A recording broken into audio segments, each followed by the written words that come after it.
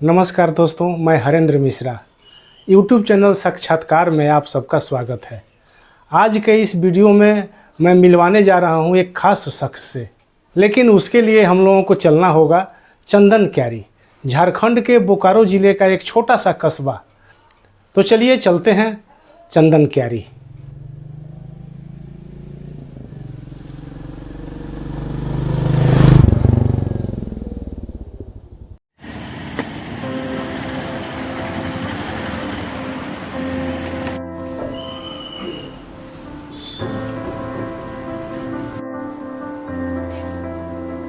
लाल सलाम कमरेड। लाल सलाम लाल सलाम। आज हम आए हैं, आपसे कुछ बातचीत करनी है हमको। अच्छा, ज़रूर ज़रूर। थोड़ा सा 2 मिनट काम कर लेते हैं और फ्री होकर के थोड़ा सा आराम से फिर बात करते हैं। ठीक ठीक।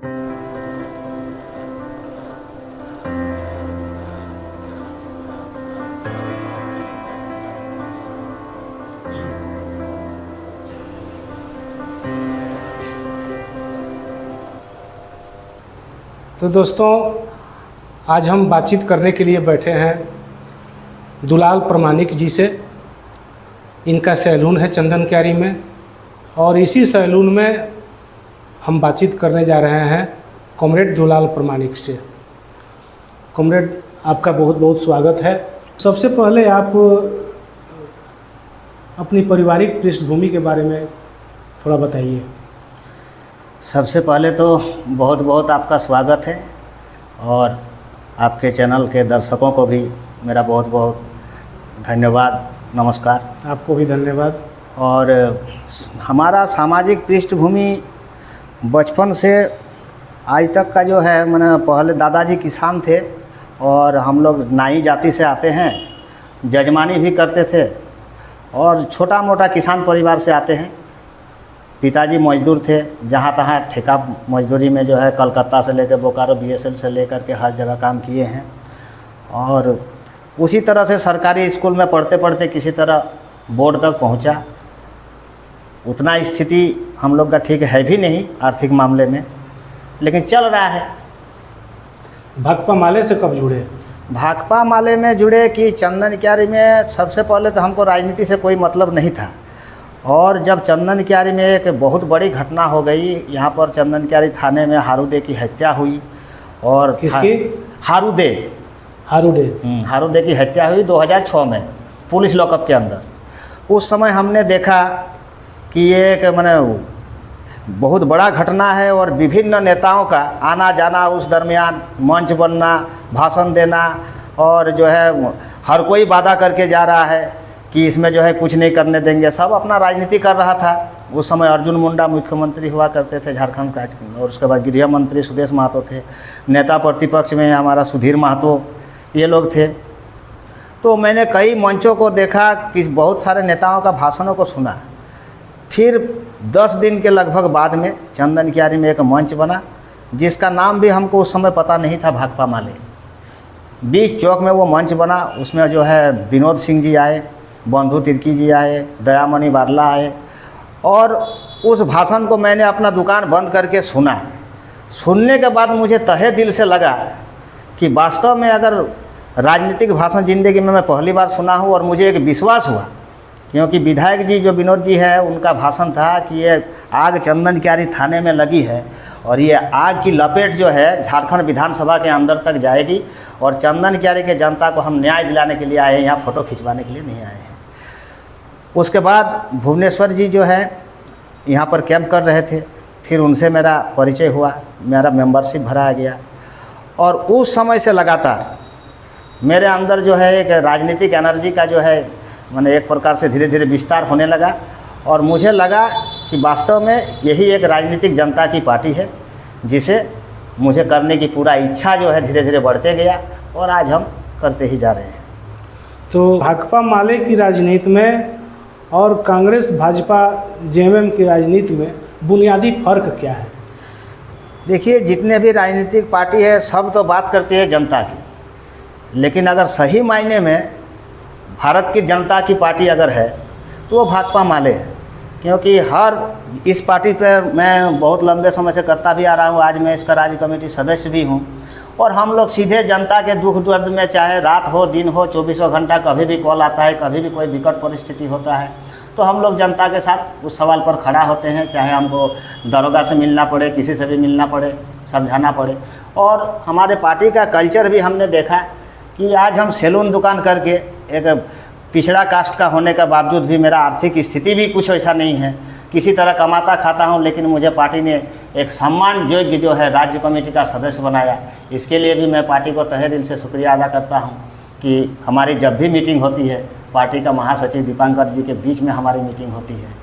और इस पार्टी में एक पूरी तरह से एक समानता का भाव, एक लोकतांत्रिक भाव, जिसमें जो है कोई छोटा नहीं, कोई बड़ा नहीं, हर किसी को समान नज़र से देखा जाता है, चाहे वो फटा हुआ पहनने वाला मजदूर ही क्यों ना हो, हर किसी को एक नज़र से देखा जाता है और उसका सम्मान होता है इस पार्टी में। इसलिए मुझे ये पार्टी खास करके अच्छा लगा।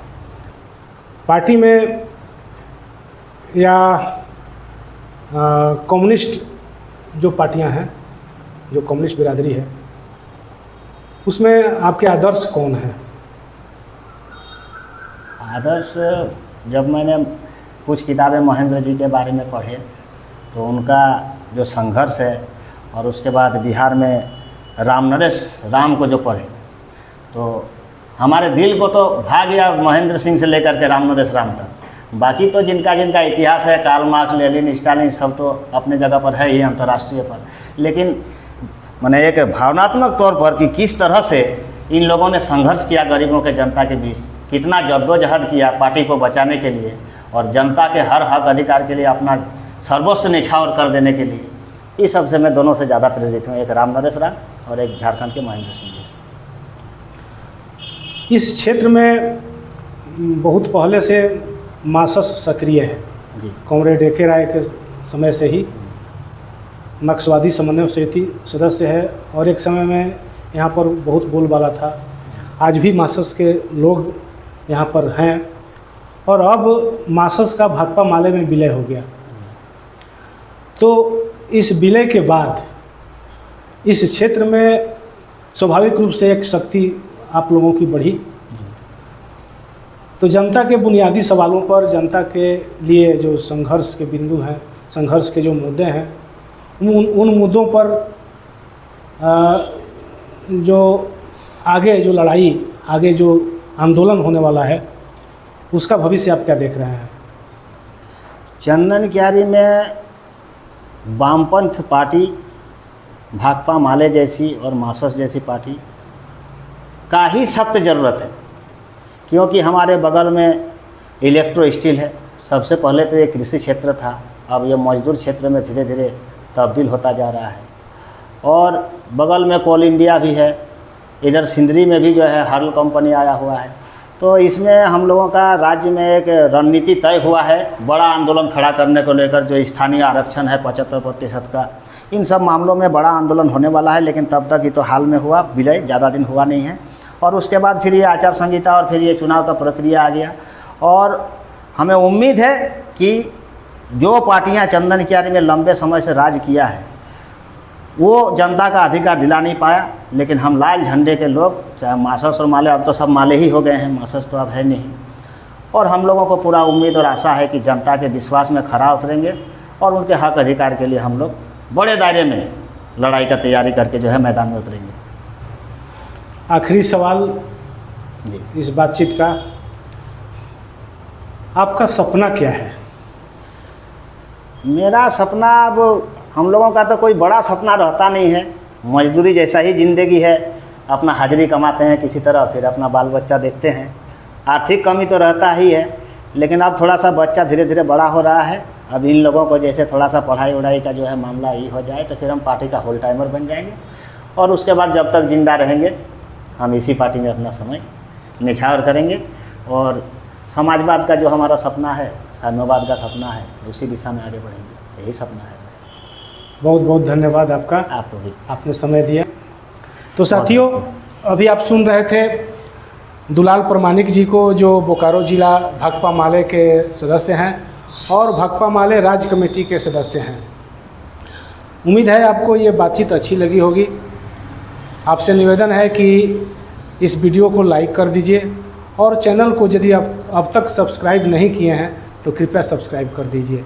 धन्यवाद।